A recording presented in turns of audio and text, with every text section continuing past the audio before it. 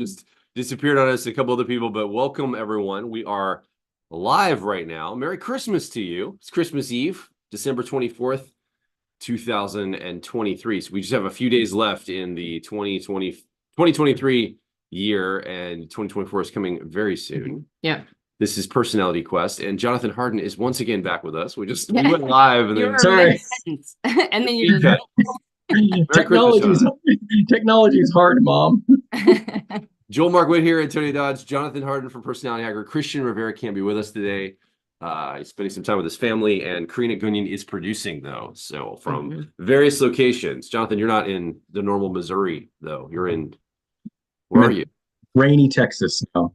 It's raining. We've brought the rain. Gotcha. Okay, but he was going to say something, and then he cut out. Okay, so you're wearing, well, I don't know if you're wearing antlers. I can't tell. Are these? I'm not gonna assume. I've maybe had these for years. Okay.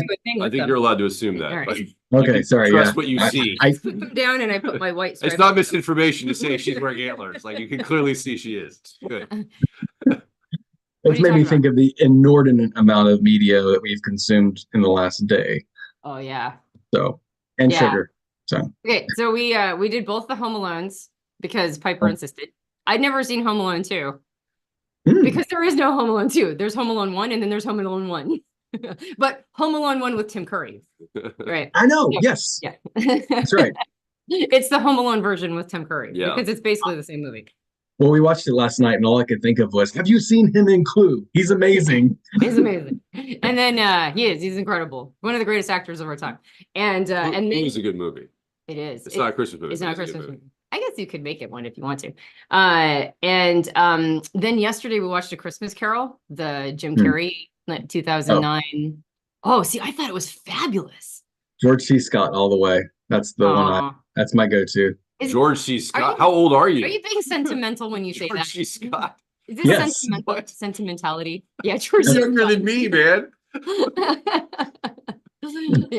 Unless it's Daniel Webster, I won't listen to him.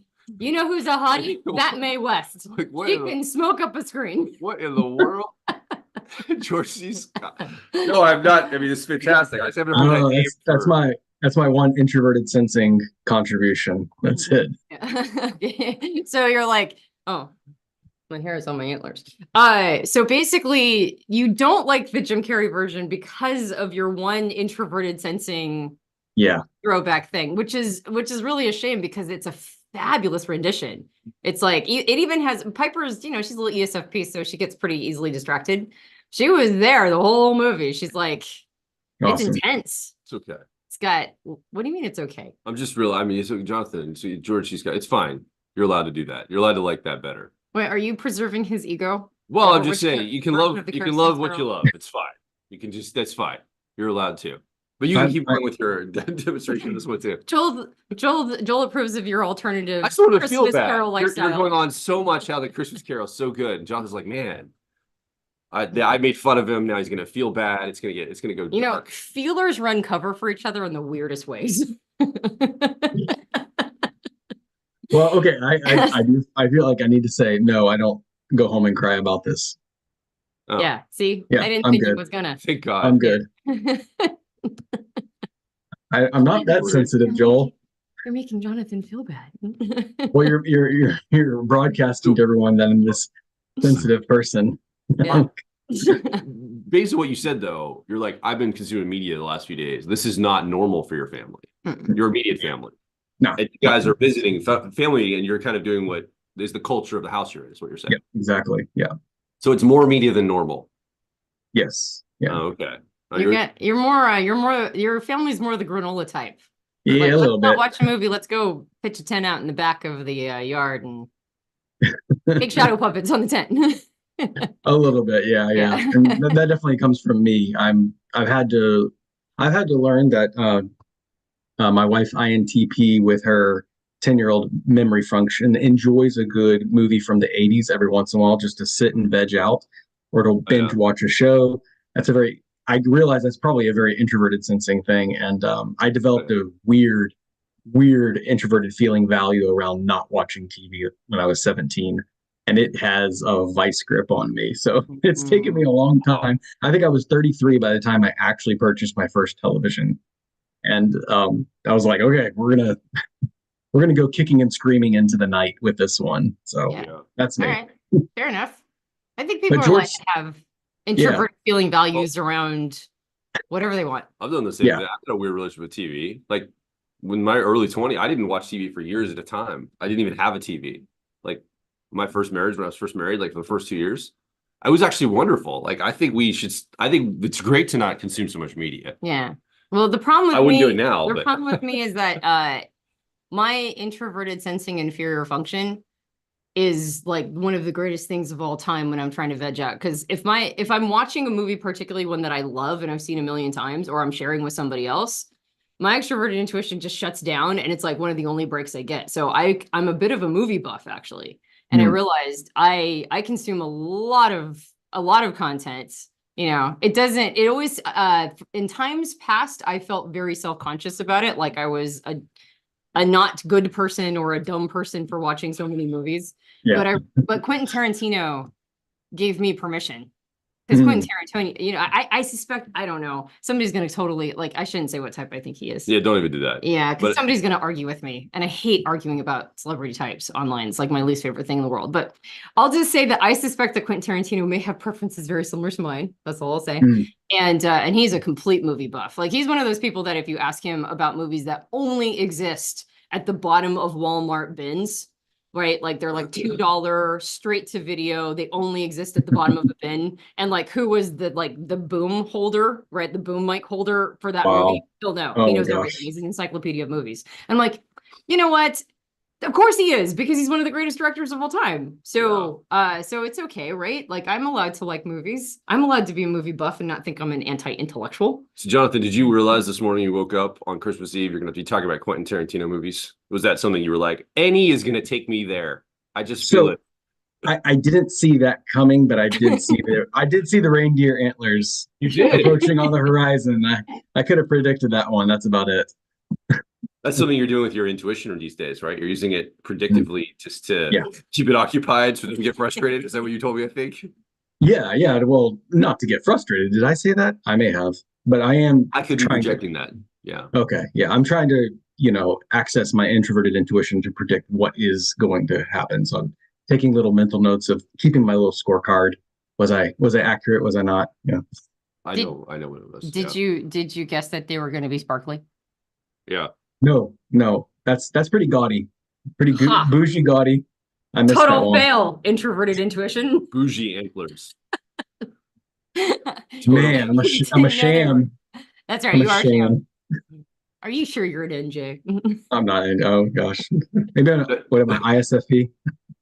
Right. That's why I thought that's why it didn't go. What did I say? Crazy. It was our conversation. So when we're running the Personality Life Path mentorships, and myself and Antonia are teaching or we're workshopping with somebody, I'm like, is it frustrating to sit there and probably have a lot of introverted, intuitive things come up and not be able to say them? And that's what our conversation was. You said you used your intuition now to be predictive. Yeah. So you feel like I can't say anything. I want to say something like in the middle of stuff happening. Yeah. And I mean, well, I think like you said before, it must be frustrating. And I don't know, I've searched myself for that, and I thought, I can't find frustration. I don't know if frustration is the right feeling. If anything, it almost feels like when I'm having to sit there and be quiet, I would get frustrated if I was in a student role, but if I'm in some sort of facilitator role, I feel like it's like me proving that I can hold my breath for a really long time, like a Navy SEAL. And so it feels a little bit like a challenge. Like, can I hold a thought and preserve it and then deliver it at the right time? Oh, okay. So what I hear you saying is that if you are in a facilitator role and you don't get to communicate your patterns that you see, it's like holding your breath. Yes. But if you're in a receptive student role, then it's fine. It's no big deal. Okay. And then, got it. And then, that's cool. Now you're trying to hold on to the thought. I actually think there's a lot of facility in, I call them conversation trees. Like, how the conversations branch and then they branch again, and then they're like little twigs, right? And then you're like, wait, what are you talking about? And you kind of follow all the things back to the trunk, right, of the conversation. And it's really complex to do that, particularly if you like branched out. I can do it up to 7 branches. Right. And it's a thing I trained myself to do. I'm like, okay, if we change track, which of course we tend to do since we're leading with extroverted intuition, we're like, that makes me think this, that makes me think this, and bump, bump, bump, bump. And now we're like hanging off of one like tiny little twig over here. Following it back to the trunk is something that I've trained my brain to do. And I think it's actually I mean, sometimes I can't. Sometimes I'm just tired. I'm like, I don't know what we're talking about. But I think it's one of the more complicated things that my brain does. And so I think it's actually really good, I don't know, technique for almost like brain puzzles or Sudokus or, you know, that kind of thing. I think I think it's on that level to be able to train. So holding it and then releasing at the right moment. Yeah. I think that's super, super, super helpful for ENFJ preferences. Well, actually for any preferences, actually, now that I think about it. Yeah. I don't know. All right. Well, let's go back to the trunk. What are we talking about? Antlers. Okay. Briefly though, welcome to Personality Quest. Just in case you're joining us, Joel Mark Witt, Antonia Dodge, Jonathan Harden, Christian Rivera is not here this week, and Karina Gunyan is producing. Welcome to all of our Quest members. We're glad you're here. We're going to get started into a clip in just a moment. A few weeks ago, we actually invited Dr. Dario Nardi to come to our profiler training experience. He taught a class that week called Profiler Training Tools of the Future. And what he did is, with a small group of our profiler training students, he worked with them, training them how to be EEG practitioners using brain imaging to watch for patterns through a certain protocol of how they showed up on the brain imaging. So their subtypes are very observable on the brain imaging. And so we were talking to some of the students. In fact, even last week, we had one of our students was visiting here in town, and I was having some lunch with him. We were talking. He was really excited about this process because he's eager to see how we can bring EEGs into our profiling experience and help people understand not just their personality types, but also how their brains are wired. And so we're really excited about the practitioners that are starting for this. Dario gave a talk. We invited him to give a talk the one night, myself and Antonia and he on the main stage. And we ended up talking a little bit about one-sidedness and the future, and how as you get older, you don't have to just surrender to being that old person that doesn't have a clue what's going on and is kind of just one note of yourself, right? You just kind of get less aware, less expansive, more contracted. And Dario was giving a lot of hope. He said, you know, I've seen people in their older years, they start going down that road and then something shifts and they actually open themselves up even later in life. So it's never like something that you have to worry about being permanent necessarily, but he gave some hope. He also talked a little about his father and a couple other aspects of this idea of one-sidedness. We don't have the time to play the entire clip here on Quest, so you have to watch the full episode later today to see the entire experience. But we are going to play a short portion of it to give you a taste of it, and then we're going to talk about it here in our Quest Club as we go into Quest Club this week. You know, as we were watching Christmas Carol yesterday, I was realizing that's the fundamental premise of Christmas Carol. Oh, yes. Oh, you're right. Is overcoming one-sidedness even late in life. Yeah. It's a redemption story. Yes. Yeah. Oh, wow. Yeah. Oh, appropriate on Christmas Eve. Super appropriate. This. Yeah, exactly. That's a good way to connect the two. Yeah. I like it. Yeah. It's and it actually is a very much it's never too late story too. Because he's just a couple years from death, actually. Yeah. Absolutely. Yeah. So Jonathan, you were there live. Any comments before we jump into this? Do you remember this talk? He talked a few times through the week. Yeah. I faintly remember the talk. I might have to revisit the visuals just to remember everything. But I cannot forget the story. I don't know if we're going to play that clip, but just having the hope of no matter where you're at in life, and the warning too of knowing no matter where you're at in life, don't take your youth for granted. I mean, we can easily become one-sided in our youth. So it's a call to action. It's a warning to all of us. Somewhat of a cautionary tale, but also a tale of redemption and hope. Yeah. Yeah. All right. Well, everyone, we're going to go to that clip right now. We'll be back in just a few minutes at the end of this clip from the main stage at Profiler Training. Karina, I'm guessing it's ready to go. Profiler Training live event just a few weeks ago with Dr. Dario Nardi. We'll see you in just a few minutes after this.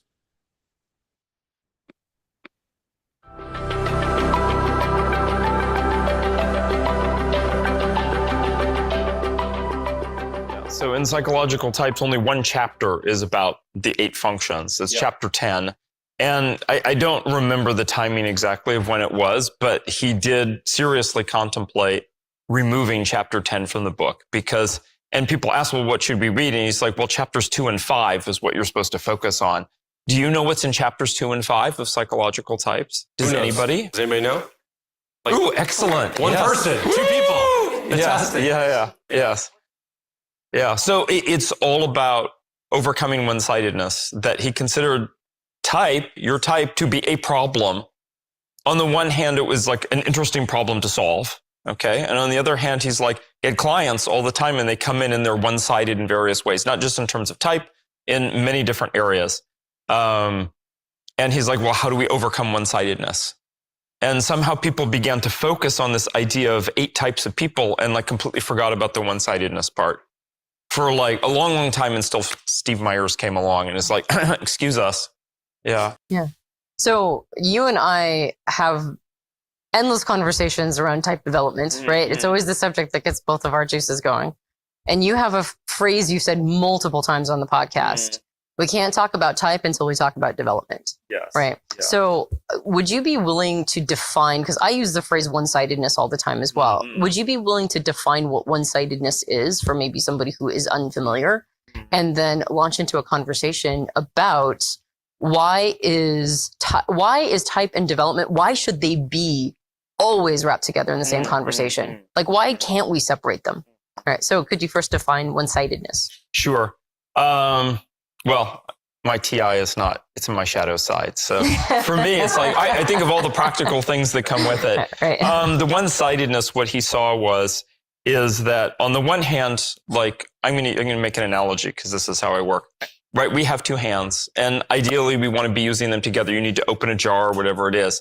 What if I just decided, okay, I'm just going to use one hand? And it's very useful that most of us have a clear hand preference, right-handed, left-handed, because then we don't have to think about every time I go to pick up a glass, like which hand am I going to use? I mean, maybe sometimes because it's over here, I'm going to use my non-preferred hand. Okay, but what if I didn't have this? What if I just set this aside? So it's one thing to have like a practical preference. It's another thing to have a bias that gets to a point that actually handicaps us. And what he noticed is that when it gets to that point where it's psychologically, we're self-handicapping, we're suppressing what's going on. We're suppressing the potential of the other side actively, that we project that out onto the world. So he talked about one-sidedness in oneself, like in individuals, and in society. Because he wasn't just concerned with individuals. And he's like, all around, people go and project stuff onto other people, onto their society, through the news, through their job, all of these things. And that's a way of trying to manage or deal with the one-sidedness. And it can become very toxic. Yeah. And the reason why we choose to become one-sided, and by choose, it doesn't always feel like a choice. It just sort of feels like a series of decisions that we've made, right? One of the reasons why we do that is because, well, generally what we're being one-sided around is our dominant or first function, right? What we call the driver function, the car model. That's what we become one-sided around. And very clearly the other side is what we call the inferior function, or in our analogy, the 3-year-old. So it makes sense that we would have a strong preference for that driver or dominant function, right? And because we're just, like you mentioned, we're just more dexterous with it. It just feels better to use. And there's a sense of uncertainty that comes with that 3-year-old or inferior function. And oftentimes we just don't want to feel uncertain, right? We just don't want the uncertainty that comes along with it. But when we go the other direction, what are the benefits of not being one-sided? In your observation, and you don't have to define it, although you did a lovely job and my introverted thinking approves, right? What are the benefits of going to the other side? Or like, first of all, in the conversation around type development, why is it that we work so hard to avoid it? Like, why do we stumble into one-sidedness over time? I think it can happen very naturally. Like, there's the demands of the world, demands of our life. And it's very easy for something to just fall to the side. It's like that birthday of some friend we sort of know. And then we're like, oh yeah, I should send a gift or like make a call or see them or something. Oh, didn't they invite me to a party? Oh God, that was last week. To the point where there are people who used to be in your life that you don't remember anymore. So things just fall outside of our awareness. and society asks for certain things, most of you probably feel like, yeah, American society sort of expects like extroverted thinking. You need to step up. Some introverted sensing, like, isn't that what you're supposed to be doing? So I think it's very easy for that to happen. The other is that also that's unpleasant especially as adults, to feel incompetent. How many of you want to be hurt in a relationship? How many of you want to be fired from a job because of incompetence? I mean, we learn from failure, but that's easy to say. Do we actually want to experience it? Yeah. And so almost by definition, if we choose to put attention to that other side and do what Jung called integrating it, right? Then it means that for a time we're going to have to watch ourselves be incompetent. We're going to have to watch ourselves not really, like, we're used to showing up at our best, and suddenly we're actively choosing to not show up at our best. So what are the advantages to that, though? If we do decide to integrate this part of ourselves that feels weak and doesn't feel as good and means that we're going to fail a lot, why would a person make that choice? On the one hand, and I'm speaking more from my own personal experience, but I think in general, there's like a peace that comes, like a peace with the psyche. It's really beautiful. There's competence and creativity. There's leadership. There's the ability to both work in and out of organizations. There are really beautiful moments in relationships where we actually encounter the other person as another person. On the other hand, you grow a little bit beyond what society expects, and people are going to be like, what you doing? We don't expect you to be doing that. There's that element of surprise and sort of distancing. You're going to lose friends and colleagues, whatever it is. You will be an outcast if you really grow. Not an outcast all by yourself, but that's the journey then that we make. So I heard somebody say this recently. Somebody was talking about one of the challenges they have in their life, and this teacher was, working with them, and they said, "Okay, stop for a second," because they were getting really heady and talking about the challenge they were facing. And every time the person that was working with them, coaching them, tried to address the problem, they kept trying to explain it and talk about it. And he finally just said, "Stop." He looked at him and said, "Do you want to understand your problem, or do you want to solve your problem?" And I thought that was it's a very good way to look at how we often use personality type. And we said Jung said it's a problem to solve, like our type. Me as an ENFP preferences. It's a problem to solve. Like, first of all, I think in the type knowledge, it's like, no, I'm supposed to know who I am to accept myself, accept all the parts of me. Problem to solve. That's almost counter to how we talk about it often. And I also see people in like type world and all these kind of conversations are like, well, maybe if I can just keep understanding, I think the challenge is I just need to understand more, and somehow that's going to unlock something, right? Somehow just understanding is going to do it for me. And often I think that is misguided, because I don't think more understanding necessarily actually does something. So when he says it's a problem to solve, but yet there's this whole system to understand all these parts, like help us reconcile this. Like, let's talk a little bit about how does that unpack this for us. Yeah, so he advocated a process called active imagination, which we're going to do tomorrow night. Maybe a little bit more intimate terms he would do than we're going to do. But sure. And to give a concrete example, I went out for a drink with a friend, and he's talking about a girlfriend he had in the past that he hadn't actually thought about in 3 or 4 years, and they had a very good relationship, but they had to move away from each other for like work and school, and it sort of petered out and broke off, and then it ended in maybe not so great way. And all of a sudden, just a week before, he had a dream about her. And he began to wonder, like, gosh, what should I do with that? Like, it was a very intense sort of positive dream. And he was thinking, like, should I call her again? Like, her mother liked me a lot. And when the mother was sort of hinting the last time I saw her, like, go and, call her. And he's like, I do sort of miss our relationship. And he'd been dating some other women, and it was like, no, I know that they're not the ones for me. And I asked him in the dream, like, what does she symbolize to you? Like, what is the meaning of her? And at first he's like, I'm not quite sure. And then I gave some examples. So now I'm giving him as the example. And he realized after a couple minutes that what she symbolized, what she meant to him was closeness. And that the dream was not all of a sudden a demand like, oh, you need to reinitiate the relationship, call her tonight. Or agonize over some kind of black or white choice to call, to not call. It was, the dream was there, the unconscious was reminding him of something very, very important about relationships for him, which was closeness. And I'm like, whether you call her or not, that's not the point. The point is like, as you go into these different relationships from now on, you're going to have a new set of sort of spectacles on, asking like, what is the potential for closeness? Yeah. So Jung called type a problem to be solved. And Isabel Briggs-Myers called, she said we end up with type patriotism because there's actually a part of us that should be celebrating our type preferences. And personally, I see it sort of somewhere in between, right? I think there's an appropriateness to understanding our personality type and celebrating how we're pre-wired and accepting that as a part of who we are.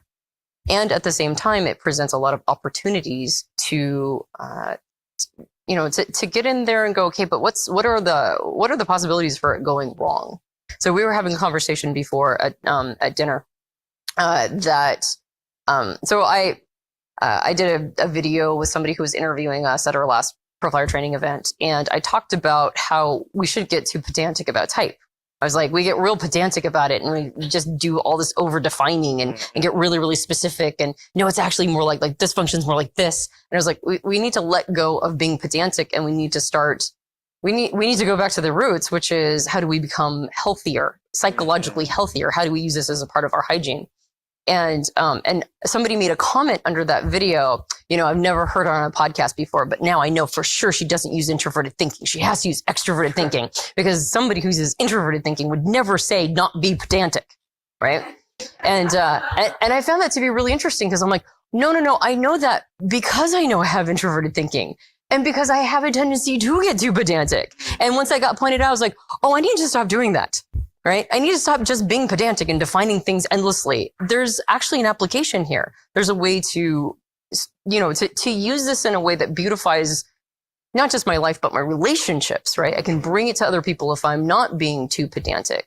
So there's a middle ground here. There's a middle ground between understanding our type preferences and celebrating them and accepting them, but also understanding the pitfalls of some of that. So in your personal journey, what has been some of that for you? Some of that reflected back for you, like some of the beautiful things about having INTJ preferences that you're super happy about, but some of the opportunities for growth and development and some of the limitations that might be woven in as well. Well, one is my dominant function, and taking until maybe 45 years old to realize that there's a whole other side to my dominant function. Very much like I can do analytic NI, no problem. Have a vision, like extract the relevant concepts, like move in that direction, apply willpower, like no problem. There's this whole other side to it, the oracle rather than the visionary. And I didn't realize, I was like, oh, well, that's actually very accessible to me too. So I feel more whole in my dominant function, that the hero actually leveled up. The other thing is what you said also about both of us have thinking as auxiliary. For me, I'm actually very skeptical about thinking as a process. Like when people come out for a reason, like, oh, here are 5 reasons why you should do this. And I'm like, it's very easy to come up with reasons. Like just because you came up with them. Evidence, extroverted thinking likes evidence. In our society, though, almost all evidence is second, third, fourth hand. Almost all of it's manufactured. We don't live in tiny villages anymore where you can go and see what's going on. I'm actually very skeptical of extroverted thinking many times. Does it mean I do it less or something? No, not at all. Every so often, I'm very much reminded, your advice is step up and do your auxiliary function, get better at it and to see what are the options with it. Just even, and then all be like, oh yeah, actually that is really easy. I solved a problem I agonized with for months in literally 15 minutes on the internet by simply deciding oh, I should do some research. Other people encounter this problem, just have problem solving hat on. What do they do? Yeah, I'm not other people have this too. I think the third and the fourth function is more challenging. So I enjoyed hearing about the INTJ earlier. And this like, oh yeah, going out in my sweet spot is like once a week or something. Dude, it will get so much easier. Like I can go on 3 dates in one day. I can party like 2 or 3 times a week. Like and it doesn't drain me, just the opposite. Now it does mean having congruence within myself. It does mean hanging out with the right people. You know, finding my family, like that kind of thing. If it's draining, it's not because it's just using your inferior or something like that. It's because it's not you. And what does it mean not you? It's because there's no connection going on there and lack of connection. So I'd say all the time when I look through the functions, introverted feeling, connecting with myself, connecting with the existential human experience, slowly like working through those things and coming to terms with those things. All the time, it's like connecting with whatever it is. And I mean connecting not in like an FE way, although it can be that. I just mean like it's the FI part of like connecting to what's important and what is well, where can I connect? Yeah, I made the assumption you agree with me, but do you think it's more a problem to solve or something to be celebrated? I think it's both. Yeah, really, I do. Yes. Yeah. You want to take some questions from the audience? You ready for that? You guys good for that? Yeah. Okay. Yes. Does somebody have any questions there for Dr. Nardi? I'm going to come back and bring you the mic so we can capture this on audio if that's all right. Come all the way back here. La oss I'll go ahead and hold it. ta en spørsmåler. Evan, I'm an ISTP. I don't know if this is asking you to do like divine fate or, do a self-fulfilling prophecy, but you've obviously done a lot of scans and research for a lot of older populations as well. So I was wondering if there was any really common developmental patterns outside of, maybe outside of subtype, just in general, any really common developmental patterns that you've seen that you maybe see as possible trajectories. Because personally, I've seen like, the really one-sided older people. And I've also seen those are quite individuated. So is there any patterns you really touch on? So that's what I was actually just going to say, what you said at the end. I have really been struck as watching people in my parents' generation, aunts and uncles and so on, getting older, boomers, like reaching their 80s, that you never know. Somebody could be doing so amazingly well developmentally at 45 or 55 and like absolutely be stuck in a disastrous psychological space, a pit at 75. Somebody could be stuck in a pit at 75 and seem like they're never going to make it. And then 5 years later, all of a sudden the person completely woke up all over again. So don't give up hope. And I would say a lot of it is, it's sad and amazing to walk into a room filled with a lot of older people, which I have when my aunt and uncle have parties. Many of them have a lot of money and they're successful. They have no reason to grow. I mean, I'm not saying they're not enjoying life or something like that, but to me, they crystallized. And they're like a character in a painting or something like that. Not to deprecate what happened in their lives before or whatever, but are they open to anything new? No. And yet I have also met several people in their 90s of different types who are completely alive as if they were in their 20s again. And so what is it? It's that spirit of remaining open, willingness to try new things. And I have to be frank, like a certain amount of maintenance along the way. I mean, I have told my friends, if I reach this old crotchety age where I'm like resistant to stuff and I feel like I've fallen in a pit, you have permission to sneak into my food or whatever psychedelics. I'm giving you advance permission, right? Just to help me now, because the neural pathways can get really stuck. And so to answer that science part of it, I really think it's like the neural pathways can get really stuck. And does the person have a life that allows them to keep like testing, opening, exploring, expanding, whatever it is?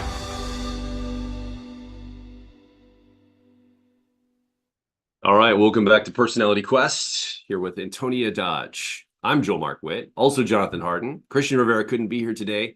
We missed him here on the show live, and producing is Karina Gunyon. So that was a good talk from Dario. We kept going on that talk, and Dario talked a little bit about his dad and some stories. It was a powerful talk from the Profiler training just a few weeks ago, Jonathan. I'm guessing you remember now. All of the memories came back after you watched this, both of you guys. Yeah, it's something I think in light of something like A Christmas Carol, like we watched last night, like you were talking about right before the clip played, and in light of the end of the year, this is kind of a time of year I think people do reevaluate where they are in life, and they're getting ready to go into the next phase. And so I think this idea of one-sidedness, it can feel like heavy a little bit, but also it can be light to say, okay, where am I at? Let me do a check-in in my life. How one-sided am I?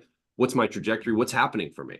Yeah, it's a heavy subject that leads to lightness of life if you integrate it, right? It's a heavier subject because it reminds us that we're mortal, that we're going to die, that there are different phases of our life that are not reversible. And I actually think that we start to get serious when we finally realize that we are mortal creatures, right? Like that, I think that's why midlife is such a powerful time period in a person's life, because it's like, oh, right. Youth doesn't go on for eternity, right? Like the right ends. So how do I want to spend the rest of it? And I love the idea that it's never too late. Like I said, Christmas Carol yesterday was making me think of that like crazy. And so much good can happen even in a short amount of time. Like the implication of Christmas Carol is that because he had a change of heart, a young person was able to Tiny Tim gets to live, right? And so even when the redemption story is much, much later in life, it doesn't mean that you don't have a profound impact.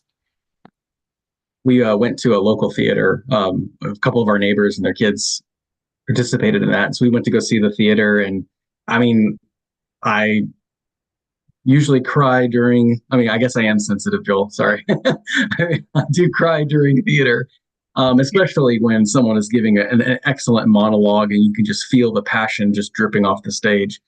But the director decided to take a little different direction. They decided to rewrite Scrooge's childhood or young adult love back into the story. Ooh. So there was this scene where she, they're both older, and he ends up walking up to her, and it led up to this point, but he said, like, I don't know how much life I have left, but I would be so remorseful if I didn't spend it living with you. And that was another example of just someone saying, look, I may have squandered this summer and fall of my life, but entering into the winter, I'm going to renew those neural pathways. I'm going to renew that relationship. I'm going to open up the dam that I have blocked up, this flow. And it made me think, the natural state of energy is movement. And I think movement is life. And when we see ourselves beginning to get stuck or stagnant or decay, sometimes it just takes that, that come to Jesus moment, or that, 1, 2, 3 o'clock visit from Christmas past, present, and future. Maybe Scrooge actually did eat something poisoned and have this awful dream, but it woke him up out of his slumber of his life and allowed him to go on this new trajectory. And I think we've all had those moments. I'm sure if we talk and listen to each other's stories, we've had those moments where we feel like the dam burst and we're given a second chance to live. Yeah. Well, and I think what I've seen in people that get older that do crystallize, it feels like they have forgotten even things they once knew. And so it's not simply that you just get like sort of, stuck in amber and you just get to be this and preserved. It's like energy's always moving. So what trajectory is it moving in? What direction? And if it's not moving in a direction of opening and more and, being able to take in more information in a way that can be applied and that you're having a free flow of energy back and forth with others, then it tends to shrink. It tends to become more collapsed. And it feels to me that people who are in their elderhood that have allowed themselves to get very one-sided. I would have before Dario's talk, I would have thought in my mind, in fact, I think I have for a couple people in my family that are really important to me, I've been thinking of them as terminally one-sided. Like it's just like a hidden event horizon, it's done. I kind of shook that thought loose a little bit when Dario gave his talk, because as you watch the entire thing, and for those of you who are interested, the entire talk includes some anecdotes about his own father. And at that point, I was like, why am I feeling like anybody's terminally one-sided? So I shook that thought loose. But I have noticed when a person allows themselves to get more and more one-sided into elderhood, things that were, I would almost argue, defining characteristics of their personality when they were in midlife, they're kind of done, right? Like they forgot them or something. It's almost like become a more two-dimensional version of themselves. And so I think a part of ensuring that a person does not become one-sided as they age is to not allow yourself to become blind to the things that were once known to you, right? Like you don't just get to crystallize and keep everything. It's like once you go down that path of one-sidedness, you actually start to lose things.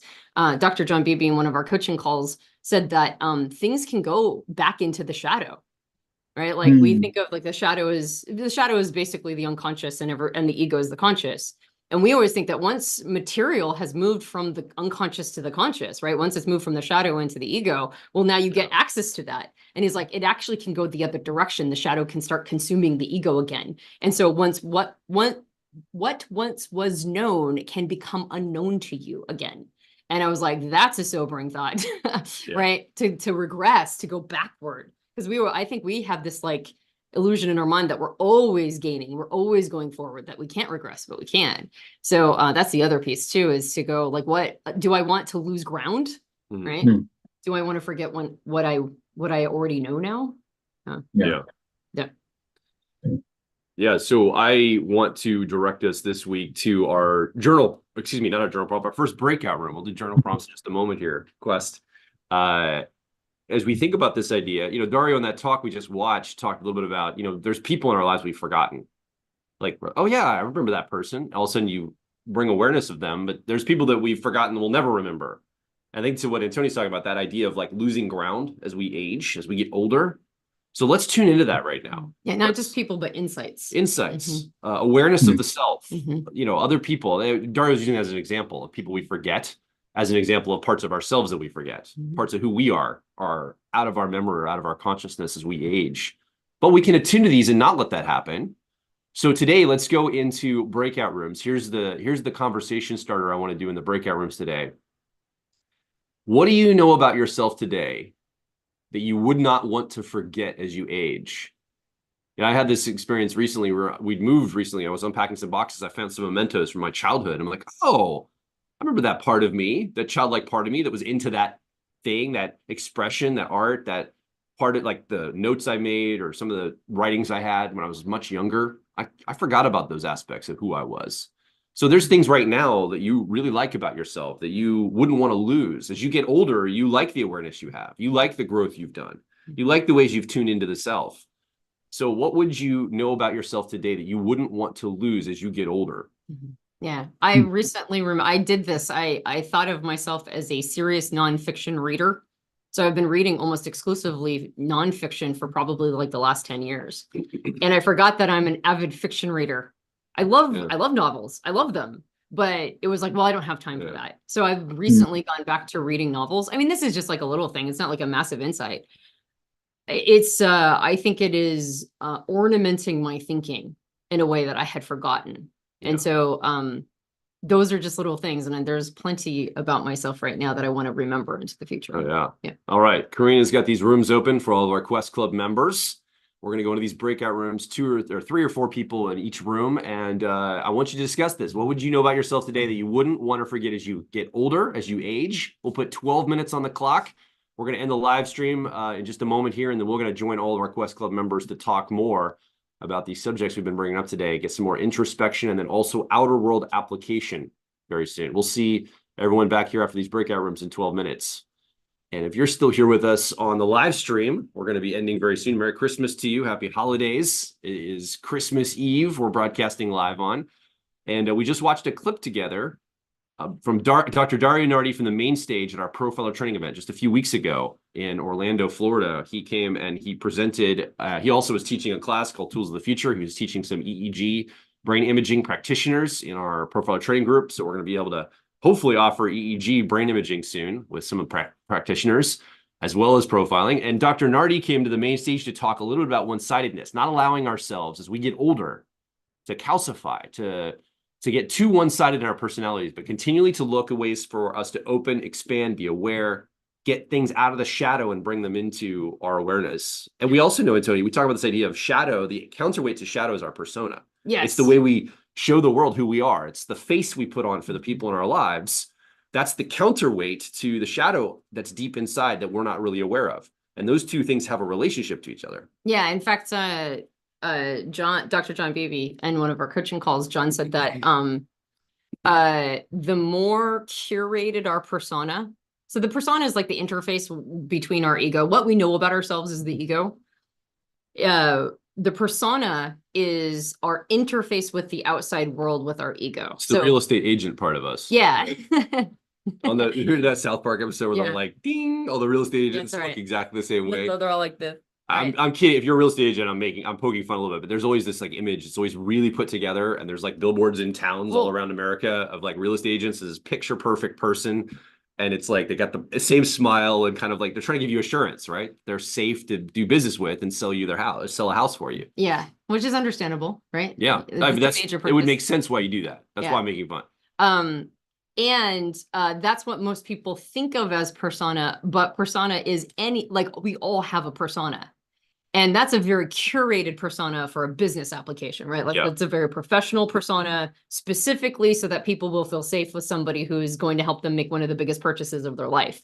But all of us have a persona. Like that includes like the person who goes to Walmart in their pajamas. Like that's their persona, right? And the person who's like super uptight and pinned on smile and like, like can't have a hair out of place. That's also a persona. So, your persona is your interface with the world. It's what you're communicating to the world about yourself. And Amish people, the way they're presenting, that would be their persona. Right, exactly. An example. Right. All of us have one. 100% of humans have a persona because 100% of humans have an interface with the outside world. Even a shut-in at moments has to have a persona. So John's comment, which I thought was fascinating, is that the more curated your persona, and that includes going to Walmart in your pajamas, that's the curated, I don't care what you think persona, right? It doesn't matter what it is. It doesn't matter what the persona is. Whether or not it's curated to communicate only a single aspect of yourself to the outside world. And the more curated it is, the more single stream, the more it's only communicating like one aspect of yourself, the bigger your shadow is. Yeah. And they have a 1-to-1 correlation. So as we dove a little deeper into this in our conversation with John, and then I was observing it in the outside world, the reason why there's a 1-to-1 on that is because our persona is how we get outer world feedback, right? We communicate aspects of our ego to the outside world, and then the world reflects things back to us based on that, based on that image. Yeah. And the more curated or single note that persona is, the more we ignore feedback from other people because we think they don't know me, right? They go, well, they don't know me. They can't reflect that back. They don't understand how I really am, right? Or they don't understand the full picture of me. And so when the world reflects things back to you, which is literally the only way that you can see your shadow, right? Is because we have to have it reflected back by another person. Otherwise, we'd be able to access it directly ourselves, which we can't. All of the feedback that we get from the outside world, we just ignore and neglect. And so we never look at our shadow because we go, well, they don't know the real me, or they only see one aspect of me. So a persona that is flexible, is more authentic, is less curated. Now, some personas have to be curated, like in a professional context. Yeah. But I'm talking about just like the moment to moment, day to day.